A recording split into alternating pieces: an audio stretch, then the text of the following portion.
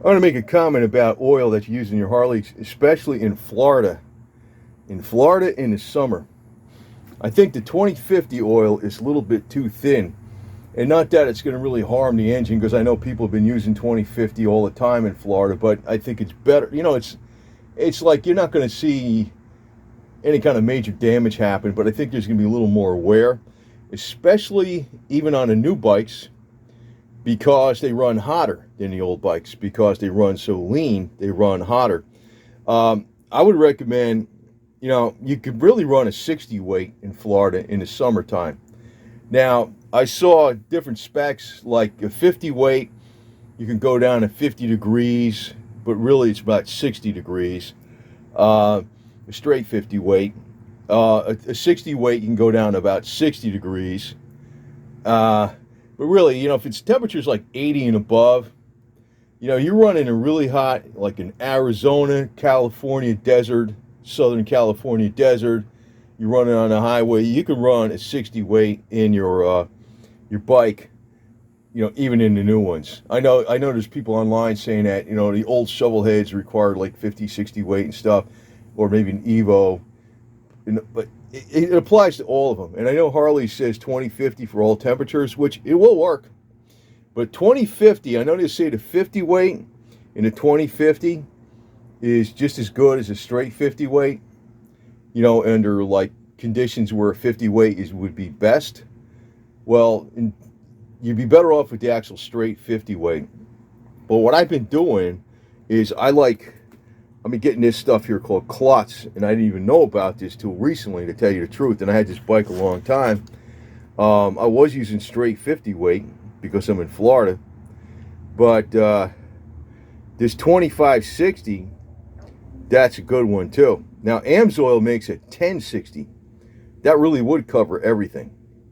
But AMSOIL is not that easy to get. You just can't go to your box store and pick it up. This stuff that you can't even get in your box store. I got this off of Amazon, but you can order it online. It's a little bit cheaper than the AMSOIL, but it's I don't know if the AMSOIL is better or not, but Klutz has a very good reputation, especially amongst the two-stroke crowd. But what I'm saying is, because there's this thing across the board, 2050s works for everything. It does in most situations. And I'm not saying it's a bad choice even in the hot situations, but when you're in Florida, why not put the right stuff in it that's a little bit better, like 50 or 60 weight.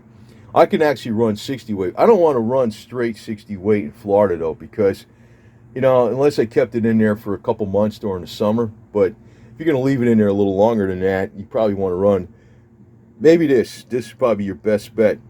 This is the only oil I ever saw that is a 25W60.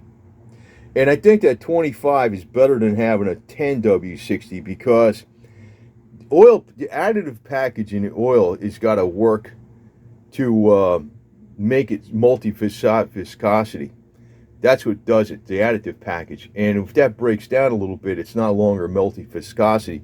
If you're starting out with a 25, that's the lowest it can go in viscosity, basically. That's the way I look at it. So for Florida, this is probably your best oil right here. Or for Arizona and stuff.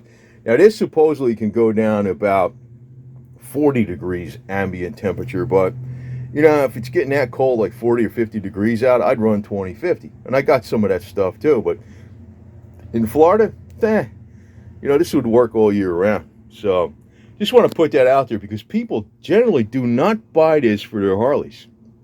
And yeah, there's a lot of, you could say bike ownership. There's a lot of bike ownership across the whole nation, right? All over the place, right? But where's most of the riding going on? Mostly in the southern states where it's nice and warm, like in Florida. Florida's actually, it doesn't have the helmet law. It's very biker friendly over here. The insurance requirements are low and everything. And actually the prices of used motorcycles here is cheap too. So, I don't know what the specs are on, like, as far as, statistics, I meant to say, on like what state puts on the most motorcycle mileage. Like if you take all the riders and how many miles they rode, like you can look up how many motorcycle owners there are in a state. but you know, by registration. But it's hard to say how many miles they're actually doing. I'd imagine Florida is probably one of the top states for like motorcycle mileage because it's the third most populous state. Doesn't have helmet laws. It's very biker friendly as far as like insurance requirements and cost. The cost of gasoline, like, you know, the cost of gasoline up in California is really expensive, and you know, the price of gas over here is probably like almost half. You can probably see a heck of a lot more riding going on in Florida than even California. It used to be like California, like in the '90s when I was in the early '90s, a lot of riding going on there. But I think there's less of it going on today. But Florida is too hot. I think, you know, 2050 will work. But you're better off with this. This is kind of hard to find though, but I would run straight 50 weight or even 60 weight instead of 2050. It gives you more protection. Not that this 2050 is going to do your engine damage, but it could be like incrementally less wear with the 50 weight, and it pulls some of that heat. And you know, so many people tell you like the new bikes, you don't want to put straight 50 weight in the new bikes and stuff. I think the new bikes really need them because, you know, in Florida, I'm talking in Florida, like, you know, where it's really hot, or Arizona desert, because the new bikes run hotter than the old bikes. And the only thing that takes the heat out of this engine, you know, they say it's an air-cooled engine, but really it's air and oil-cooled. And, you know, the oil's taking that heat away, so you got to have really good oil for it.